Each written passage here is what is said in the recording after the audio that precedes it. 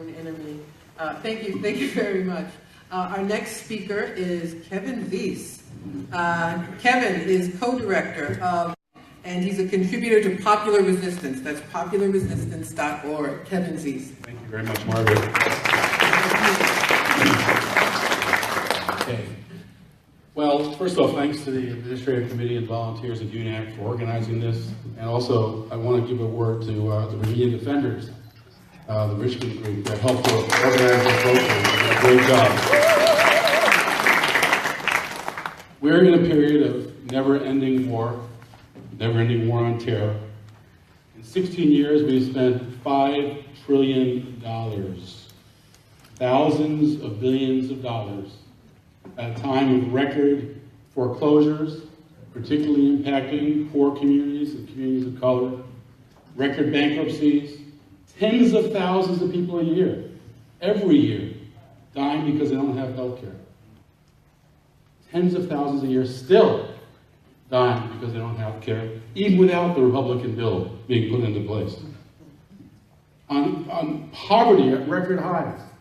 And we're spending thousands of billions of dollars on a war that is counterproductive, a war on terror. I'm not going to talk about economics, thankfully. This does a great job. I want to talk about something I've been thinking about a lot lately, which is Martin Luther King's speech about Vietnam, where he said that a nation that continues to spend more money on military than on social uplift is approaching spiritual doom. We are living that reality now. We are living that reality now. I want to put that in a secular language. Jacob George, an Afghan war vet, he biked down as part of the Bike for Peace to the occupation in Washington, D.C. at Freedom Plaza. And he's a musician and a poet.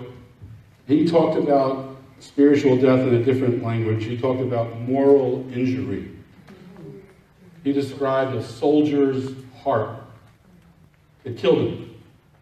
He was one of the thousands who committed suicide.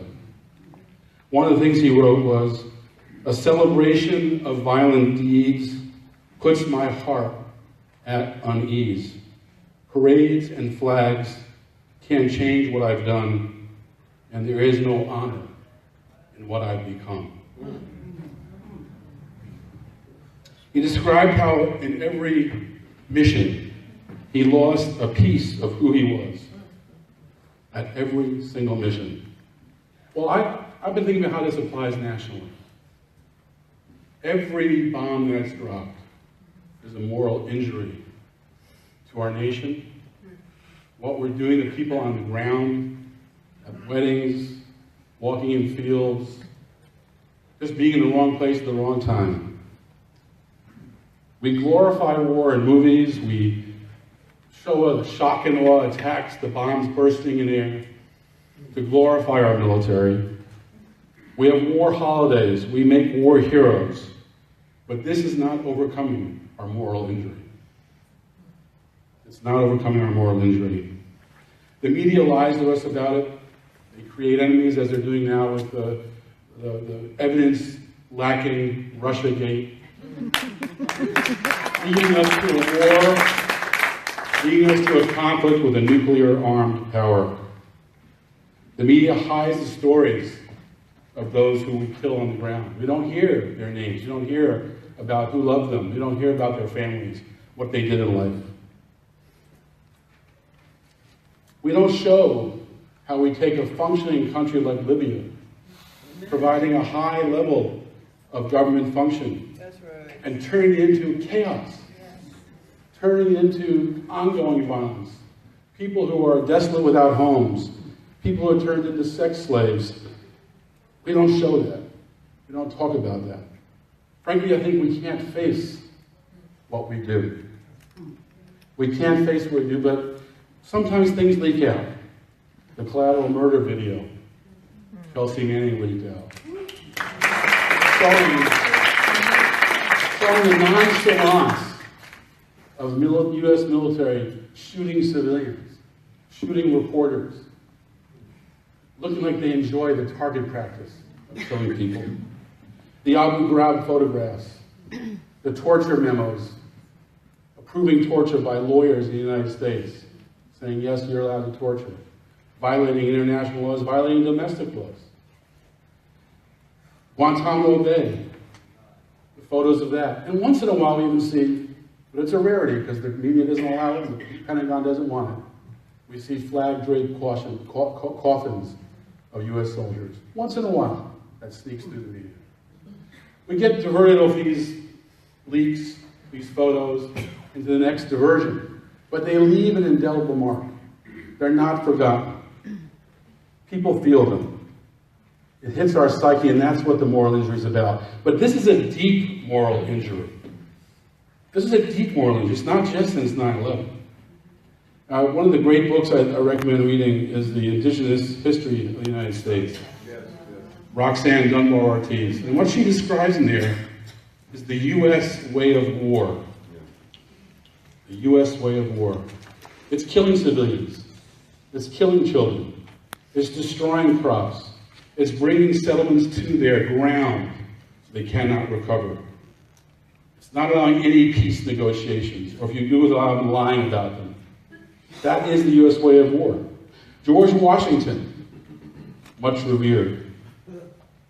Well, he ordered the attack on the 6 nations of indigenous peoples in New York during the American Revolution. Some of the language: total destruction, every age and sex, killed or captured, destroy crops so they can't grow again, lay waste to settlements, not merely overrun but destroyed, listen to no overture for peace, total ruinment of their settlements, total ruinment of their settlements. That was George Washington's orders, what to do to the 6 nations in New York. In the mid-19th century, we started to see this manifest destiny, this religious concept, that allowed us to steal half of Mexico, to go abroad.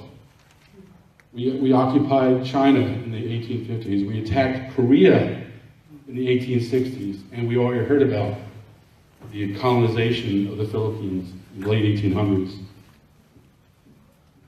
And we've seen it in South and Central America from that time till now. We're still seeing regime change. It's going on in Venezuela right now. These same tactics are used today. We deprive nations of their necessities through what we call sanctions.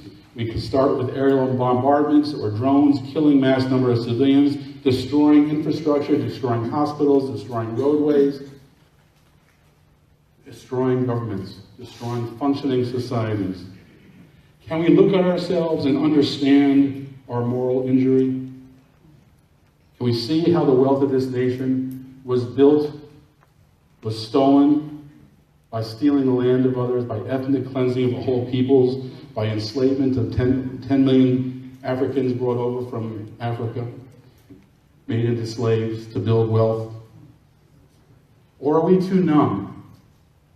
Are we too numb to see this? I think the job of this movement, I think the job of us this weekend, is to figure out how to help this country face our moral injury, how to understand who we have been, but also understand what we can be.